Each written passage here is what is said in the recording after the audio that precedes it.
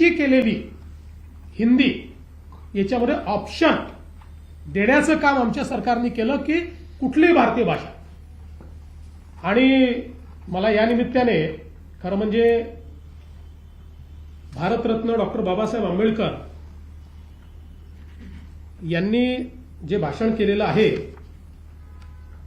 त्यातले हे का महत्वाचं आहे तर काय मत होतं भारतरत्न डॉक्टर बाबासाहेब आंबेडकरांचं.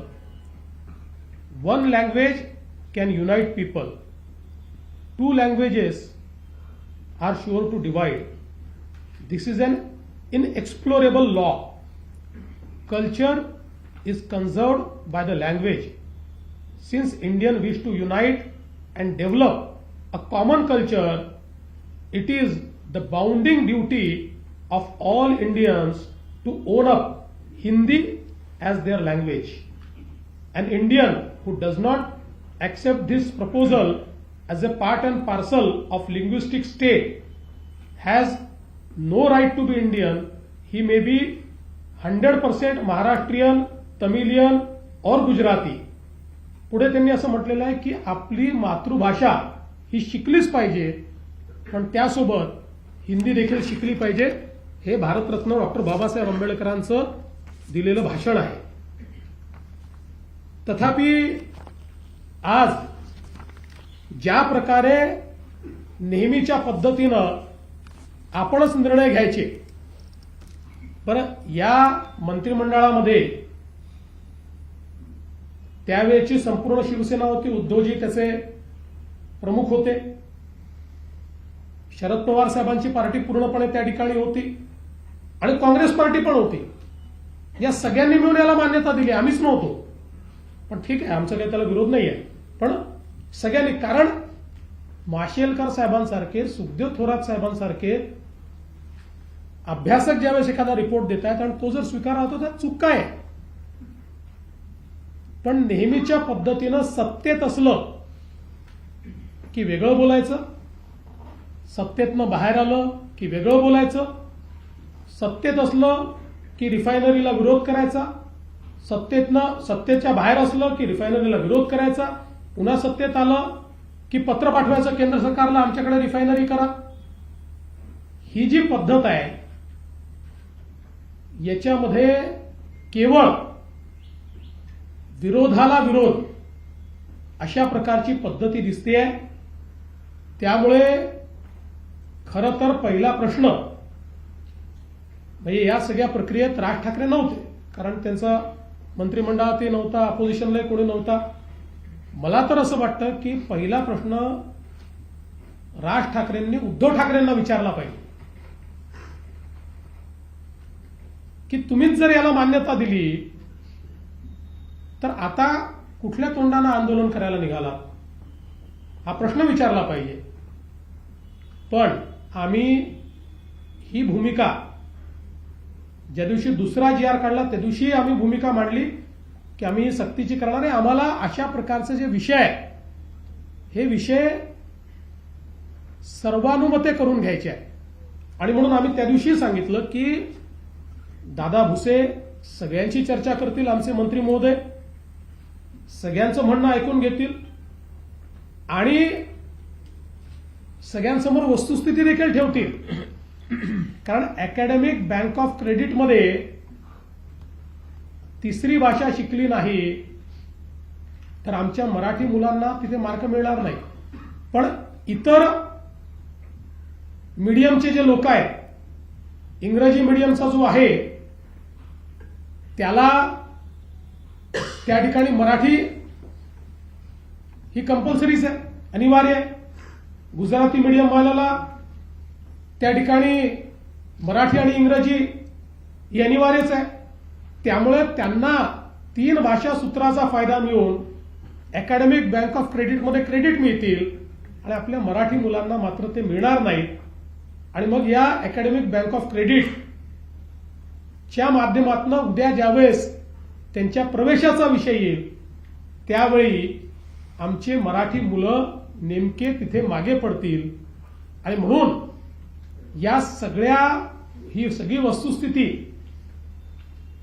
सगळ्या नेत्यांसमोर मांडावी, अभ्यासकांसमोर मांडावी. काही नवीन नेते देखील तयार झालेले आहेत, त्यांच्या समोर ती मांडावी आणि त्यानंतर एक सांगोपांग अशा प्रकारचा निर्णय घ्यावा. या दृष्टीनं आम्ही दादा भुसेंना सांगितलं. दादा भुसेंनी काही लोकांशी संपर्क देखील सुरू केलाय. पण मला असं वाटतं की याच्यावर चुकीच्या पद्धतीचं राजकारण जे आहे हे करणं चाललंय आणि म्हणून आज मंत्रिमंडळाच्या बैठकीमध्ये आम्ही याच्यावर सांगोपांग चर्चा केली आणि आम्ही असा निर्णय केलेला आहे की त्रिभाषा सूत्राच्या संदर्भात ही भाषा कुठल्या वर्गापासून लागू करावी, ती कशा प्रकारे करावी, कुठली करावी, काय मुलांना चॉईस द्यावा,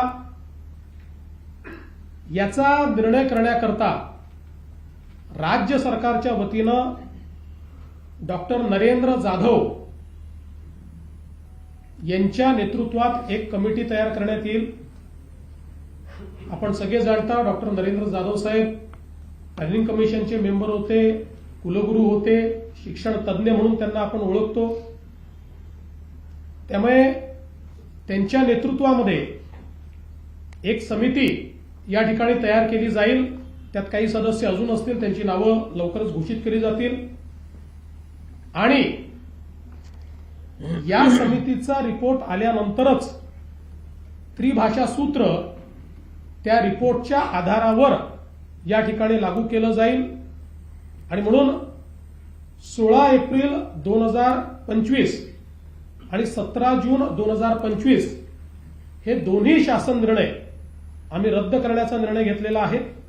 हे दोन्ही शासन निर्णय या ठिकाणी रद्द आम्ही करतो आणि ही नव्याने समिती तयार करतो.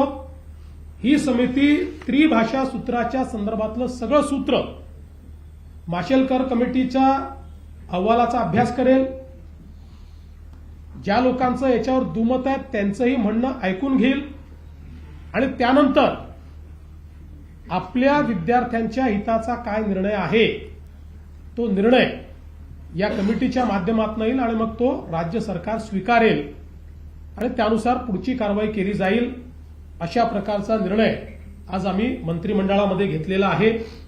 आमच्याकरता मराठी आणि मराठी मुलगा किंवा विद्यार्थी हा महत्वाचा आहे.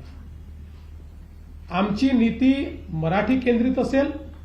आमची नीती ही मराठी, आमचा जो विद्यार्थी आहे त्या विद्यार्थी केंद्रित अशा प्रकारची आमची नीती असेल.